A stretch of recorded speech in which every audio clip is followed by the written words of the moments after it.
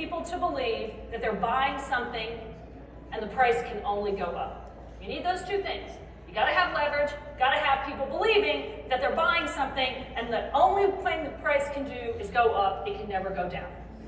Does that characterize markets today?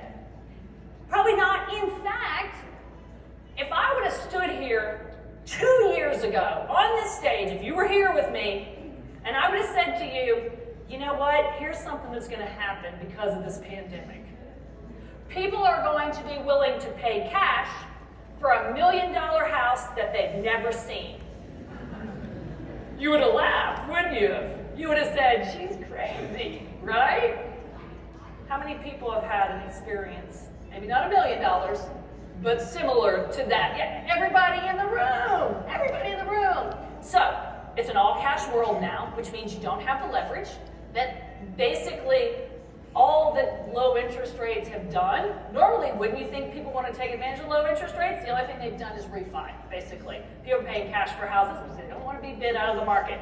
So you don't have the leverage issue that you had. Remember 2005, 2006, no doc loans? That's not the world we're living in today. In addition, why are people buying real estate? Are they buying it to flip it, to move it, because they think the price can only go up? Many of those people buying $1 million houses, sight unseen, and paying cash, are buying them and saying, I'm probably going to lose money on this. The price is probably going to go down at some point, and I don't care because I need more space. I need a bigger house because the way that I live, work, and play has changed permanently. I'm going to need that Zoom room forever. So not only do they need more space, they need more high quality space. And those are kind of two different things. They're two different things. People need more space, they need more high quality space. So we find ourselves in this world where there's a tremendous amount of geopolitical tension, not just in Europe, but also in the South China Sea. So we find ourselves where we're facing disruptions that would have been unthinkable to many people 2-3 years ago. Particularly for all those millennials who don't remember the fall of the Berlin Wall. They have no notion of a Cold War. And so we find ourselves in this world where we're going through a long-term realignment. We're going through a real issue around what's the best place to sort of invest my assets. And of course, in a flight to quality environment like this, no surprise that real estate is becoming more attractive and that the conditions for a bubble that were in place in 2006, 2007, that does not describe at all the world that we are living in today. But it is a world that's highly inflationary. And so I want to deal with the two things that I suspect are the other two things that are on folks' minds.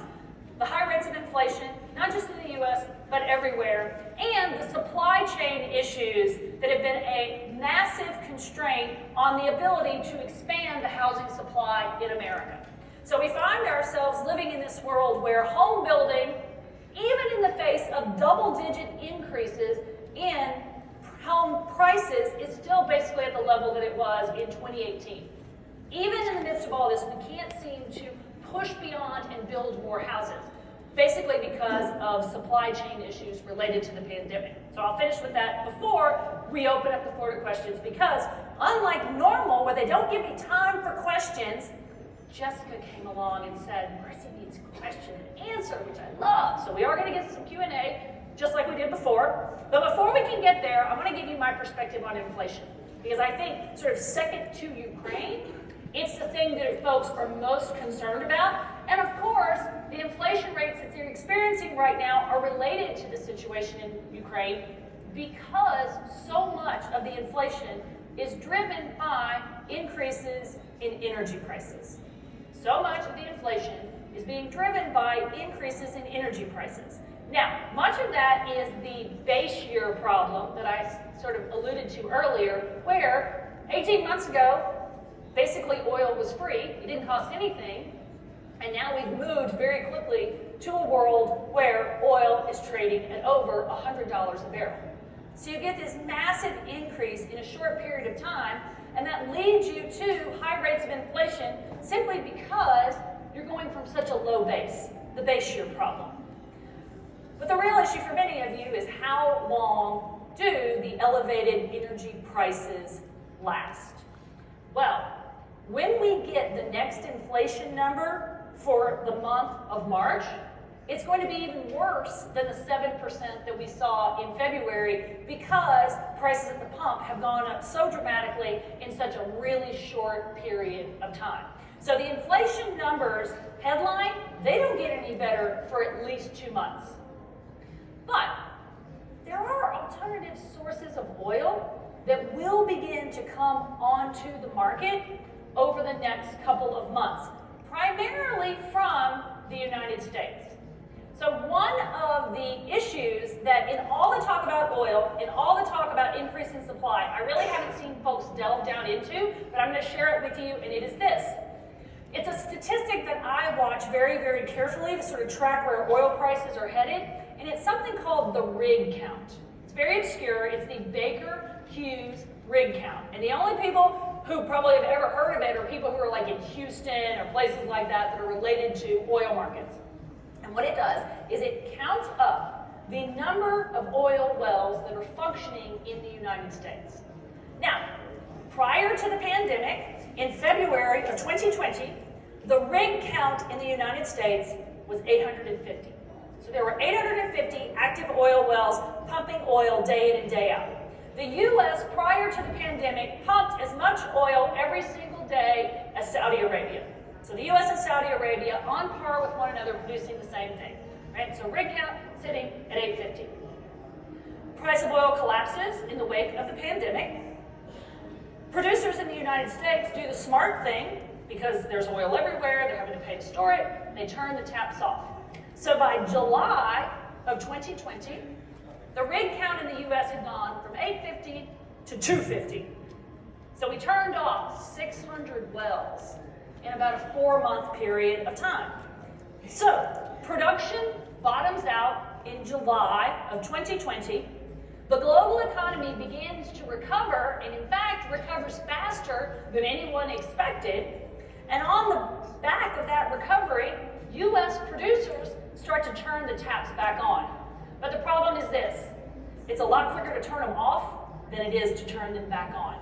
The truth of the matter is, given the labor supply shortages that we have in the United States, it's taking every week you can turn between 5 and 15 back on. That's pretty much it.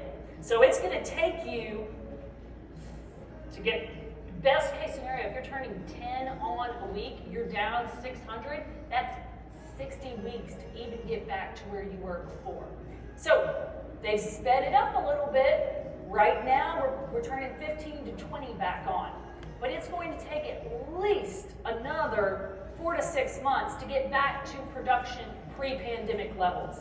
But it all depends on how quickly the U.S. can get back to our pre-pandemic levels. I don't believe elevated oil prices, even if Russia stays out of the market forever, is our sort of fate. What's more likely to happen is U.S. production comes back on, and Russia simply sells their oil to China, and China becomes their only buyer. So China becomes Russia's only buyer. Production in the U.S. speeds back up. We get back to pre-pandemic levels, and 6 months from now, the price of oil is back down under $100 a barrel. I suspect that that's the most likely scenario, but in the process, like I said before, that creates winners and losers. And in the U.S., that depends on, do you live in an oil-producing area or an oil-consuming area? So if you think about the U.S. as a country, the net effect is probably negative. It's why the stock market is not down 30%. It's only down 11%. Because Houston benefits. Oklahoma City benefits. North Dakota and the 10 people that live there benefit. There's more than 10 people. I have to go to Fargo every year, and trust me, I like this Vegas meeting much more. There's more than 10 people in Fargo, but they benefit. I'll tell you what, the last time oil prices were at $130 a barrel, I went to Fargo, and I couldn't get a limo to take me to my hotel. Couldn't get one. They were all busy in Fargo. So Fargo benefits from high energy prices. So in the US, it depends on where you live. Now, if you're in the LA market, oil's gonna bite. It's gonna hurt because you're an oil consuming area instead of an oil producing area. So the net effect for the US in general is probably a wash because we produce oil here, but we also consume it as well. China, however, is a net importer of oil, and their industries are very energy intensive. It takes a lot for them. They take a lot of oil to produce $1 of GDP. And so high energy prices on net are really going to stress the Chinese economy. And lump on top of that, there are difficulties right now in their residential real estate markets.